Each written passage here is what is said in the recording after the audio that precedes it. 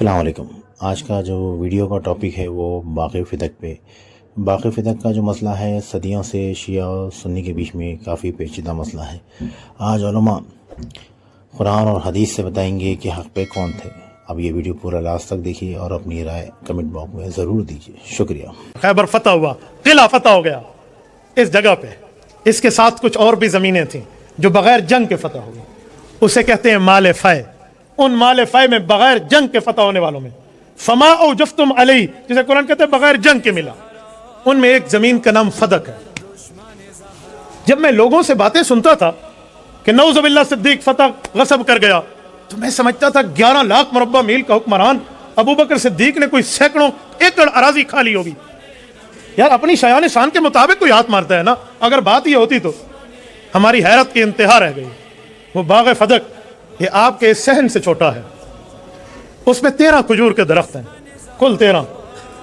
یار الزام لگانا تھا تو کوئی بڑا الزام لگاتے، یہی الزام آپ کو ملا ہے، یہی کھوٹا سکہ جو ابو بکر صدیق پہ استعمال کرنے چلے، فدق کھا گیا۔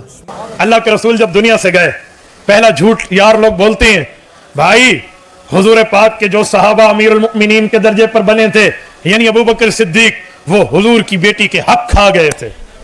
اجی سانو دسو کیڑے حق سن، تھوڑا پروف تو دے، کون سا حق تھا؟ اجی فدق میں ایک زمین تھی، خیبر کے قریب تھی، ابو بکر کھا گئے تھے۔ میں نے پوچھا زمین کو نوالا بنا کر ابو بکر نے چبا کے پیٹ میں نگل لیا تھا؟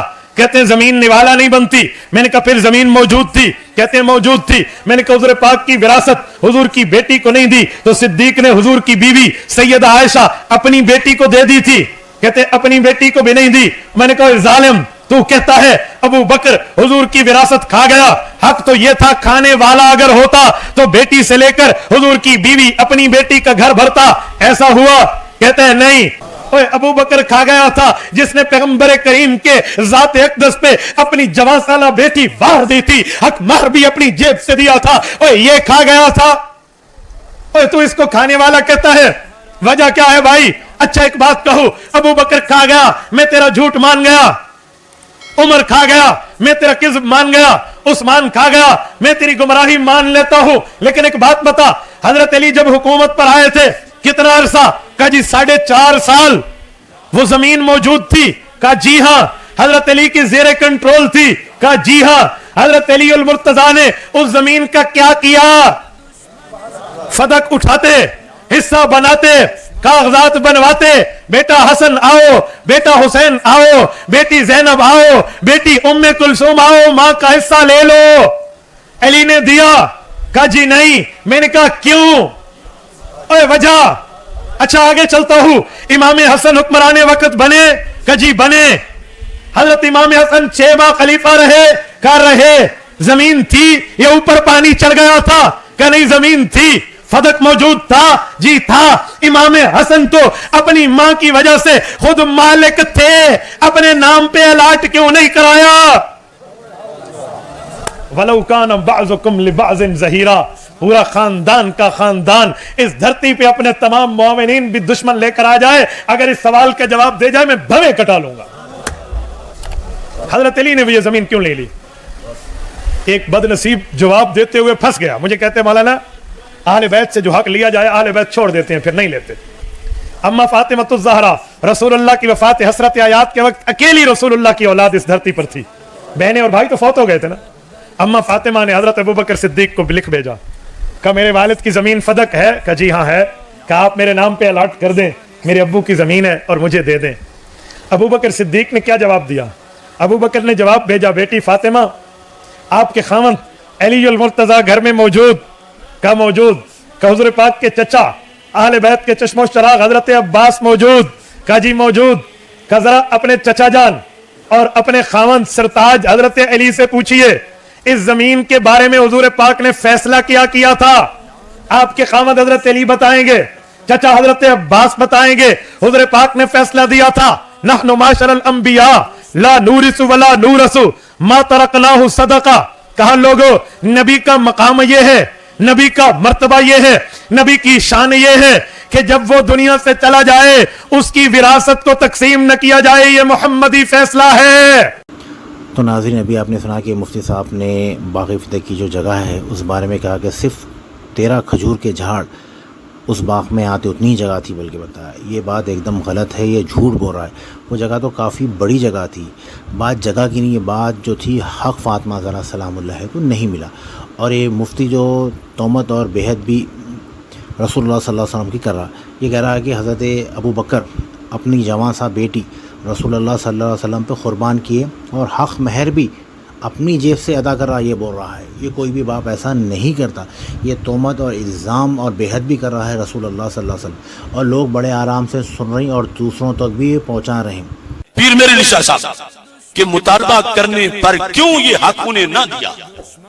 رہی یہ بات کہ حضرت ابوبکر صدیق رضی اللہ تعالیٰ عنہ نے سیدۃ النساء رضی اللہ تعالیٰ عنہا کے مطالبہ کرنے پر کیوں یہ حق انہیں نہ دیا؟ کہتے ہیں کہ اگر حضرت ابوبکر رضی اللہ تعالیٰ عنہ کو حسب درخواست سیدۃ النساء رضی اللہ تعالیٰ عنہا انہیں اس مال کا دے دینا جائز اور مباح بھی ہوتا، اصل میں تو جائز ہی نہیں تھا دینا، جائز اور مباح بھی ہوتا، تو بھی اس کے نہ دینے پر جائز شکایت نہ تھی، کیونکہ سیدۃ النساء رضی اللہ تعالیٰ عنہ نے حضرت صلی اللہ علیہ وسلم سے ایک دفعہ ایک خادمہ کی درخواست کی، مگر رسول پاک صلی اللہ علیہ وسلم نے یہ درخواست منظور نہ فرمائی، اور بجائے اس کے کہ خادمہ عطا فرمائیں آپ نے تسبیحیں تعلیم فرمائیں، جس طرح کہ صحیح بخاری میں ہے اور مسلم میں ہے۔ تو کہتے ہیں اگر رسول اللہ صلی اللہ علیہ وسلم سیدہ پاک کی درخواست کے باوجود نہ دے، جو دینا جائز ہو وہ بھی نہ دے، غلام دے دیتے جائز تھا، نہیں دیا، تو پھر میرے رشتہ صاحب کہتے ہیں بجائے اس کے ایسا ہی اگر رسول اللہ صلی اللہ علیہ وسلم کا خلیفہ بھی تعمیل درخواست نہ کرے تو محل شکایت نہ ہوگا۔ باقی وراثت کا جو ایشو ہے بخاری اور مسلم میں ڈیٹیل موجود ہے کہ انبیاء کرام علیہ السلام کی وراثت جو ہے وہ تقسیم نہیں ہوتی۔ اچھا میں اکثر سوچتا تھا کہ اگر سیدہ فاطمہ، یہ اکثر جو ہمارے سنی کہتے ہیں سیدہ فاطمہ کو یہ حدیث ہی نہیں پتا تھی وراثت والی، کوئی فاطمہ کو نہیں پتا تھی تو اور کس کو پتا ہوگی جس کی ضرورت تھی، ان کو حدیث پتا تھی۔ بیسیکلی یہ مینجمنٹ کا ایشو تھا کہ میں آپ نبی صلی اللہ علیہ وسلم کی وارث ہوں تو آپ کے بہاف پہ میں اس کو مینج کروں گی، تو سیدنا ابوبکر صدیق نے اس لیے وراثت والی حدیث ان کو یاد کروائی کہ بھی نبیوں کا تو وارث ہی کوئی نہیں ہوتا، جب وارث نہیں ہوتا تو تولیت والا مینجمنٹ والا ایشو آپ کے حوالے کیسے کر دیا جائے؟ تو ان کی علمی وراثت ہوتی ہے انبیاء کرام علیہ السلام کی، تو یہ فزیکل وراثت اس طریقے سے تو نہیں ہوگی۔ جب وراثت نہیں ٹرانسفر ہوتی ہے تو آپ یہ مینجمنٹ کیوں مجھ سے مانگ رہی ہیں؟ ناظرین ابھی آپ نے انجینئر محمد علی مرزا کی بات سنی کہ باقی فتح میں ان کے رائے تھی انہوں حدیث کے طور کہ انبیاء کی میراث نہیں ہوتی، انبیاء کی میراث ہوتی ہے، قرآن مجید سے ثابت ہے۔ اگلی میری ویڈیو میں سنی علماء بتائیں گے کہ انبیاء کی میراث ہوتی ہے وہ قرآن مجید سے۔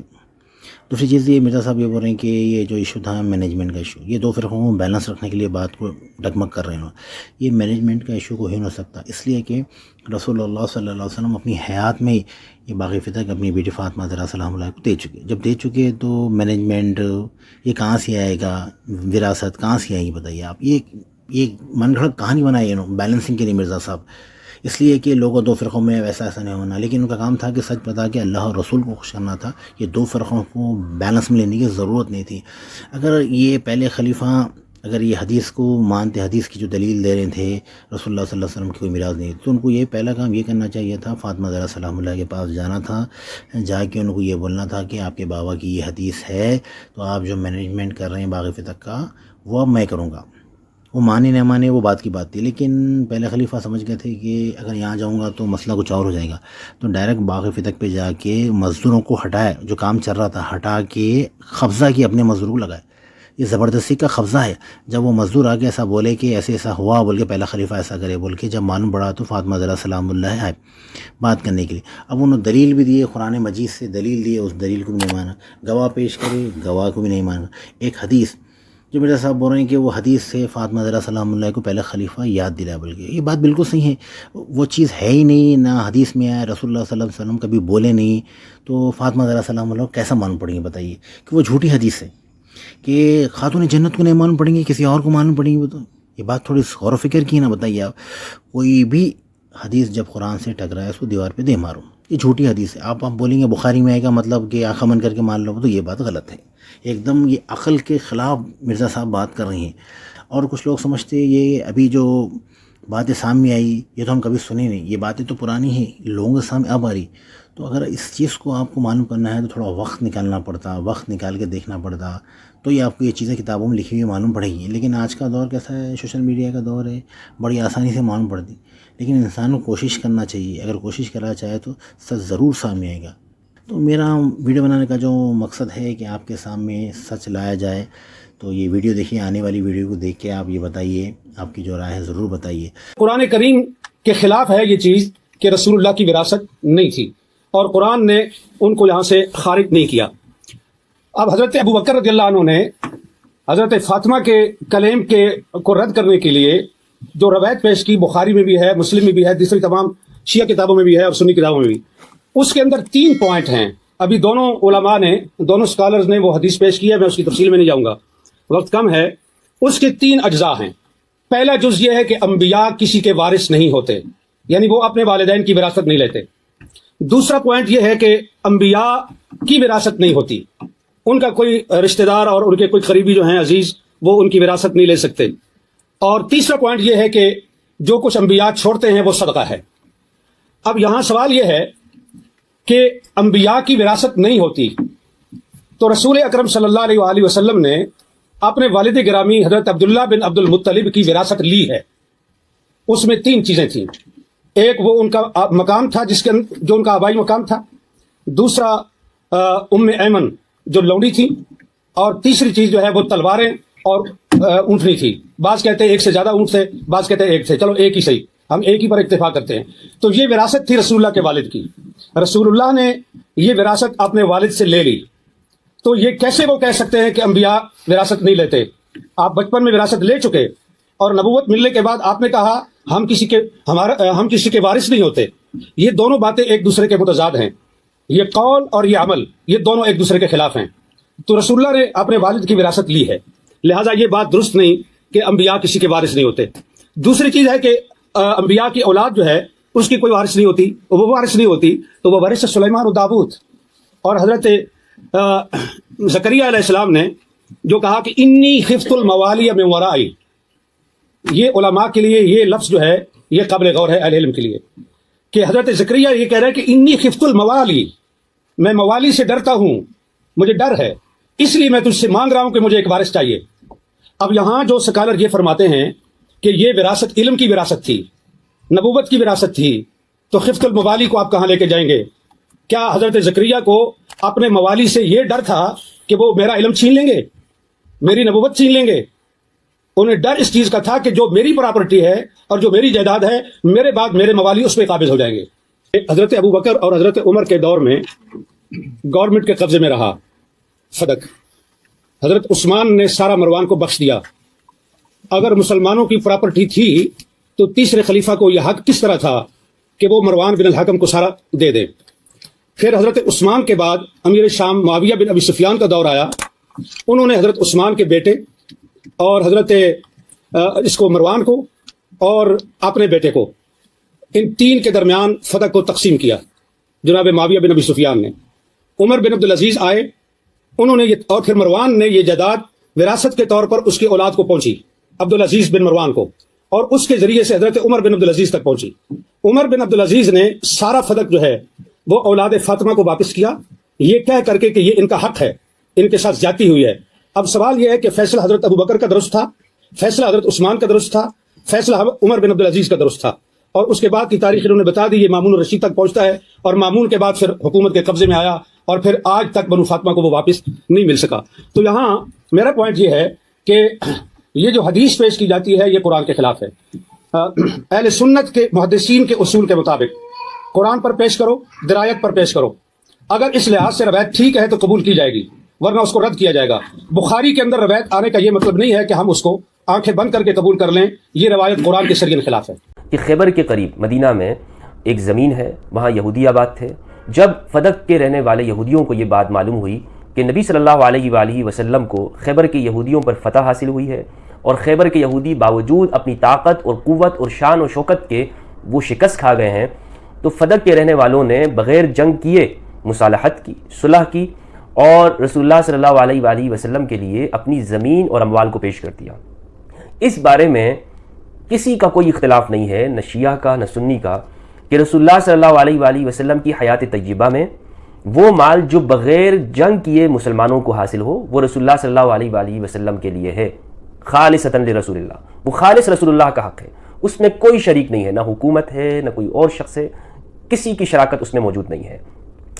قرآن مجید کی سورۃ الحشر کی آیت نمبر 6 میں اللہ سبحانہ و تعالیٰ نے اس کو بیان کیا، فرمایا اعوذ باللہ من الشیطان الرجیم بسم اللہ الرحمن الرحیم وما آفاء اللہ علی رسولہ منہم فما اوجفتم علیہ من خیل ولا رکاب ولکن اللہ یسلط رسلہ علی من یشاء واللہ علی کل شیء قدیر۔ اس کا ترجمہ ہے، اور جو مال اللہ نے ان کے قبضے سے نکال کر اپنے رسول کی طرف پلٹا دیے وہ ایسے مال نہیں ہیں جن پر تم نے اپنے گھوڑے دوڑائے اور یا اونٹ اس پر دوڑائے ہوں، لیکن اللہ سبحانہ و تعالیٰ اپنے رسولوں میں سے جسے چاہتا اختیار دے دیتا ہے اور تسلط دے دیتا ہے۔ اللہ سبحانہ و تعالیٰ ہر چیز کے اوپر قادر ہے۔ اس آیت سے معلوم ہوا کہ یہ مال خالص رسول اللہ صلی اللہ علیہ وآلہ وسلم کا ہے، کیونکہ یہ صلح سے حاصل ہوا ہے۔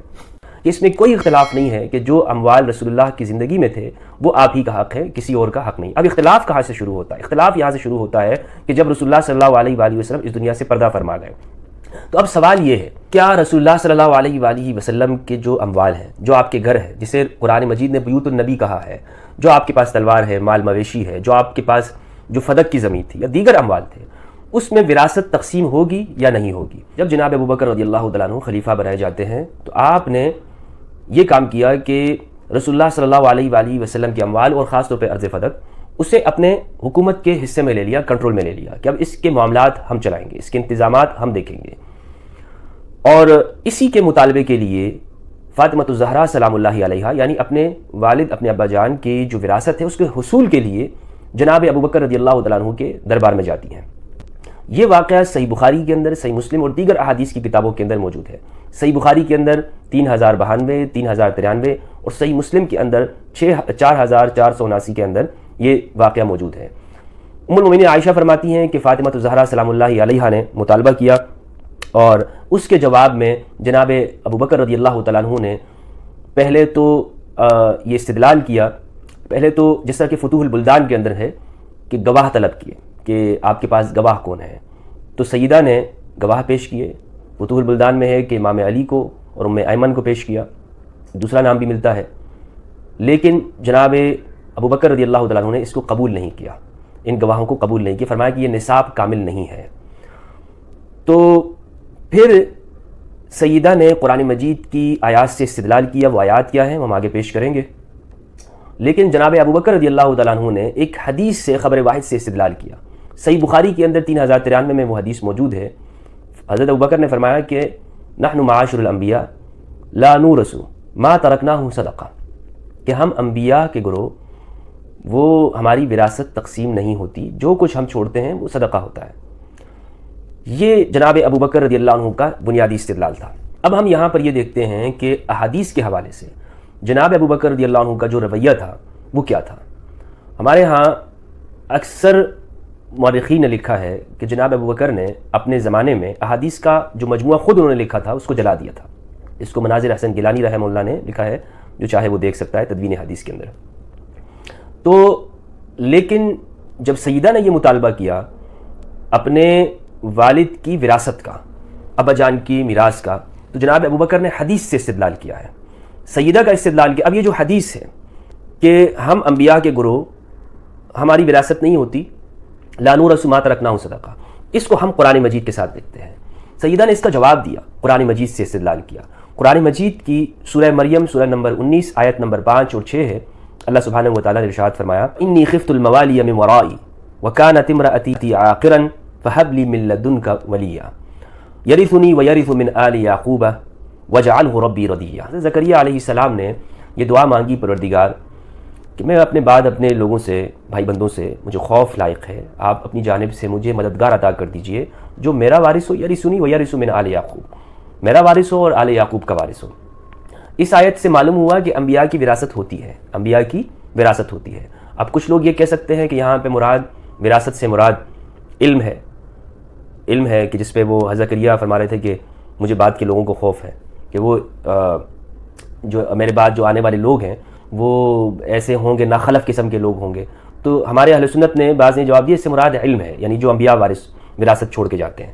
یہ بات درست نہیں ہے. اس کی وجہ یہ ہے کہ جو حضرت سلیمان جو داؤد کے وارث ہوئے تھے، سورۃ نمبر 27 کی آیت نمبر جو 16 ہے، اس میں فرمایا وَوَرِثَ سُلَيْمَانُ داؤد، سلیمان داؤد کے وارث ہوئے. وقال یا ایھا الناس علمنا منطق الطیر، فرمایا کہ اے لوگوں ہمیں پرندوں کی بولی کا علم دیا گیا. وَأُوتِينَا مِن كُلِّ شَيْءٍ، اور ہمیں سب کچھ عطا کیا گیا، سب کچھ. ان ھذا لہو الفضل المبین، یہ البتہ کھلا ہوا فضل ہے اللہ سبحانہ و تعالیٰ کا. تو اس میں دیکھیں ہر چیز ہمیں عطا کی، وَأُوتِينَا مِن كُلِّ شَيْءٍ، ہر چیز ہمیں عطا کی. تو ہر چیز سے کی وراثت انبیاء کی ہوتی ہے. تو یہ وہ آیات ہیں جن سے خاتون جنت فاطمہ الزہرا سلام اللہ علیہا نے استدلال کیا. اور آج ہمارے سامنے بھی یہ چیزیں ہیں کہ جس چیز سے جناب ابو بکر رضی اللہ عنہ نے استدلال کیا ہے وہ حدیث ہے. اور یہ ہمارے ہاں اہل سنت کا ہی اصول ہے. ہمیں اہل سنت کے اصول سے باہر جانے کی ضرورت نہیں ہے. میں اہل سنت کے اصولوں پہ رہ کر ہی اس کا تجزیہ کر رہا ہوں کہ خبر واحد کے مقابلے میں اگر قرآن ہو یا قرآن مجید سے اگر خبر واحد ٹکرا رہی ہو تو کس کو لیں گے؟ کس کو لیں گے؟ ہم قرآن مجید کو لیں گے. یہ سب کے ہاں اصول ہے. تو یہ جو روایت ہے نحن معاشر الانبیاء لا نورث ما ترکنا صدقہ، یہ بالکل قرآن مجید کی آیت کے مخالف ہے. یہ میں واضح کہتا چلوں، یعنی قرآن مجید میں ہے کہ انبیاء وراثت ان کی ہوتی ہے. حدیث اگر کہتی ہے نہیں ہوتی تو ہم کس کی مانیں گے؟ لازمی بات ہے کہ ہم قرآن مجید کی مانیں گے، کیونکہ رسول اللہ صلی اللہ علیہ وآلہ وسلم خود اہل سنت بھی کہتے ہیں کہ ہمارے درمیان میں قرآن مجید کو چھوڑا ہے. تو اس پر تو اہل سنت کا بھی یقین اور ایمان ہے. دوسری بات یہ ہے کہ ہم یہ دیکھیں کہ ہمارے اہل سنت میں یہ بات کہی جاتی ہے کہ جناب ابو بکر صدیق رضی اللہ تعالیٰ عنہ کس طرح خطا کر سکتے ہیں، وہ صحابی رسول ہے، ان سے خطا نہیں، یعنی ان کا یہ موقف درست ہے. اگر صحابی ہونے کی وجہ سے جناب ابو بکر صدیق رضی اللہ تعالیٰ عنہ کا آپ دفاع کرتے ہیں، آپ سمجھتے ہیں کہ اگر ہم اس میں جناب ابو بکر کی طرف کوئی کمزوری دکھائیں گے تو ایک صحابیت کا مقام کم ہوگا. تو میرا آپ سے سوال یہ ہے اہل سنت سے، کیا سیدۃ النساء اہل الجنہ فاطمہ الزہرا سلام اللہ علیہا وہ صحابیہ نہیں ہیں؟ ان کا صحابیت کا مقام نہیں ہے؟ تو اگر آپ صحابیت کو معیار رکھتے ہیں تو خاتون جنت بھی صحابیہ ہیں. دوسری بات یہ ہے کہ ہمارے اہل سنت، خود ہمارے اہل سنت کے اصول آپس میں ٹکرا رہے ہیں. وہ کہتے ہیں کہ بعض اس طرح سے لوگ بھی موجود ہیں جو اس مسئلے میں اتنا غلو کرتے ہیں کہ سیدہ کو خطا پہ کہتے ہیں، ان کے ہاں جرت پائی جاتی ہے. وہ کہتے ہیں کہ جی سیدہ سے خطا ہوئی ہے.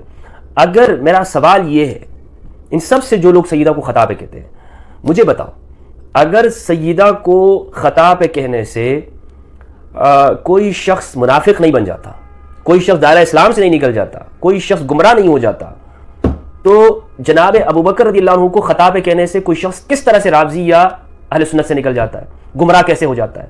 یہ آپ کے معیار جو ہے یہ الگ الگ کیوں ہیں؟ آپ معیار ایک رکھیں نا. آپ اگر سیدہ کو خطا پہ کہنے والے وہ آپ کا بھائی ہے، وہ آپ کے لیے بڑا، آپ اس کے لیے شیر و شکر ہے، آپ کے لیے ماشاءاللہ مجاہد اہل سنت ہے، تو اگر کوئی شخص جناب ابو بکر کو خطا پہ کہہ دیتا ہے تو کیا ہو گیا؟ کوئی خرابی لازم آتی ہے یا صرف تمہاری انا کا مسئلہ ہے؟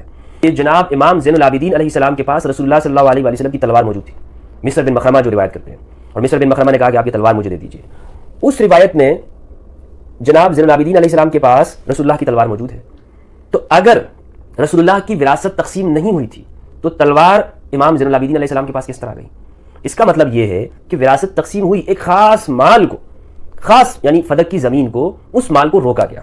اب یہ کیوں روکا گیا، اس کی کیا وجوہات تھی، اس میں انشاءاللہ تفصیلاً بھی گفتگو کروں گا. لیکن یہاں ہم اس چیز کو ڈسکس کر رہے ہیں کہ جو مطالبہ تھا سیدہ کا وہ قرآن مجید کی روح سے وہ کس درجے کا ہے.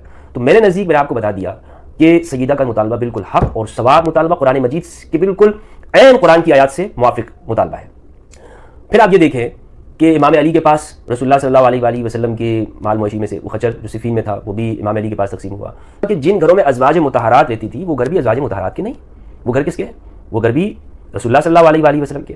تو آپ مجھے بتائیے کیا سرکار کریم کے وصال کے بعد، پردہ فرما جانے کے بعد، کیا ازواج مطہرات کو ان گھروں سے نکال دیا گیا تھا کہ جاؤ ان مکانوں کو خالی کرو، اب چونکہ نبی دنیا میں نہیں رہے تو لہٰذا ان مکانوں پر تمہارا کوئی حق نہیں ہے؟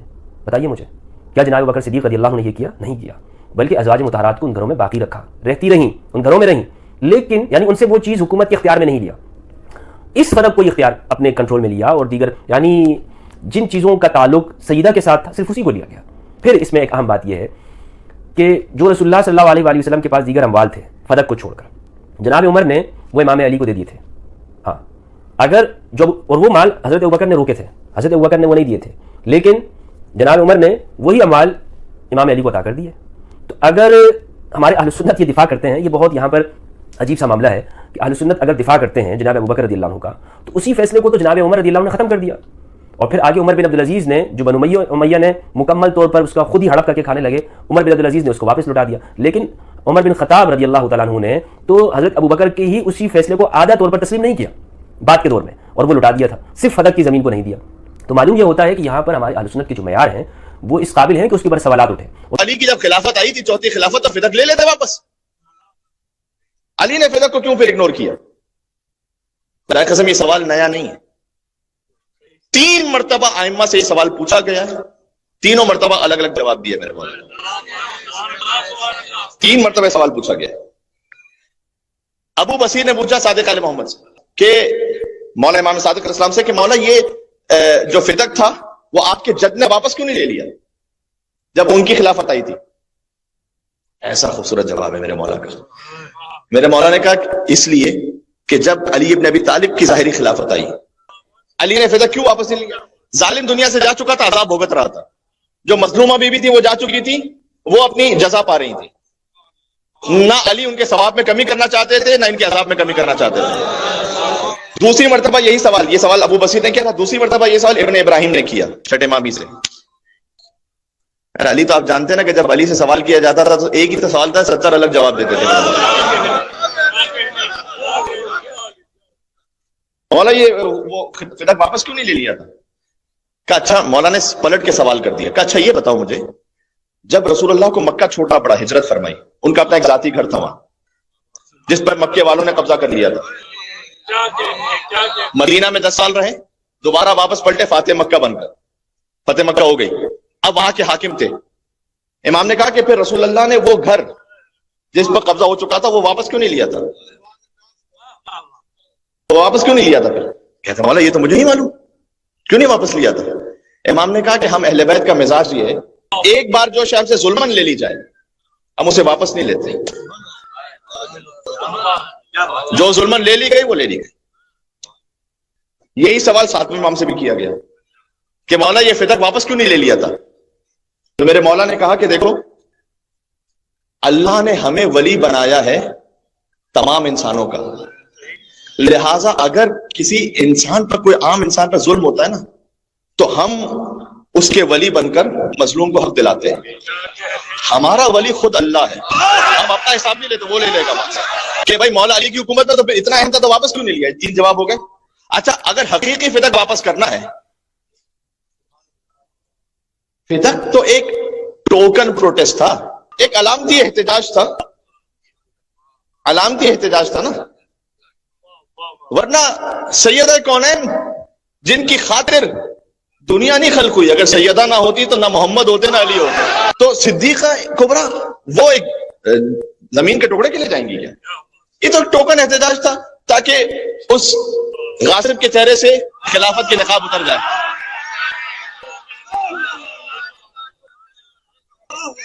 یہ اس خاطر ہے، میں جو کہہ رہا ہوں یہ اس خاطر ہے کہ ہارون رشید نے بڑا اچھا بننے کی خاطر ایک مرتبہ امام موسیٰ کاظم علیہ السلام سے کہا کہ آپ سے فدق جو غصب کیا گیا تھا نا، دل میں درود پڑھتے جائے گا، آپ سے جو فدق غصب کیا گیا تھا نا وہ ہم واپس کر دیتے ہیں، کیونکہ اب حکومت بڑی ہی پھیل چکی تھی، تو اب وہ زمین کا جو حصہ تھا وہ اتنا زیادہ کوئی اہم نہیں بچا تھا، تو اب وہ واپس کر دیتے ہیں آپ کو. بڑی واہ واہ بھی ہو جائے گی کہ بھئی اہل بیت کا وہ حق ہے جو بنی امیہ نے بھی غصب کیا اور بنی عباس نے بھی غصب کیا، یا ہارون رشید صاحب تھے جنہوں نے واپس کیا، تو ہم واپس کر دیتے ہیں. امام نے اس کی جانب دیکھ کر کہا اگر میں نے حد بتا دی نا فدق کی تو واپس نہیں کر سکو گے. روایت میں لکھا ہوا ہے کہ ہارون رشید کے چہرے کا رنگ متغیر ہو گیا اور کہتا ہے یہ تو آپ میری خلافت کی حد بتا رہے ہیں، کہ بس یہی تو فدق تھا کہ جس کے احتجاج کے لیے بھی گئی تھی، یہی تو فدق تھا کہ جس کے لیے گئی تھی، یہ دے تو واپس کرو خلافت. فدق علامت ہے غصب خلافت کی، یہ ذہن میں رکھے گا، اس لیے بیان فدق پہ تکلیف ہوتی ہے. ورنہ زمین کے ایک ٹکڑے پہ کس کے کیا تکلیف ہے؟ پتہ ہے کہ اس کا اثر کیا ہے. یہ ابن ابی العدید معتزلی نے، مجھے آخر میں پڑھنا تھا ابھی پڑھ دیتا ہوں، اپنے استاد سے پوچھا کہ اس نے کہا مجھے ایمان سے بتائیے گا، اپنے زبان سے سمجھا رہا ہوں، کہ جب رسول کی بیٹی گئی تھی تو وہ حق پر تھی یا نہیں تھی؟ وہ تھی حق پر، یعنی مجھے بتائیے کہ سنی عالم ہے، اپنے سنی عالم سے استاد سے پوچھ رہا ہے، کہا وہ حق پر تھی. یہ کیوں آج فدق پڑھنا اہم ہے، اس میں اس کا جواب موجود ہے. اور کہا وہ حق پر تھی، تو کپڑے دیا کیوں نہیں انہوں نے؟ تو کہا دیا اس لیے نہیں کہ جیسے ہی وہ فدق دیتے نا، بی بی کی صداقت ثابت ہو جاتی، وہ اگلے ہی لمحے علی کی خلافت کا دعویٰ کر لیتی۔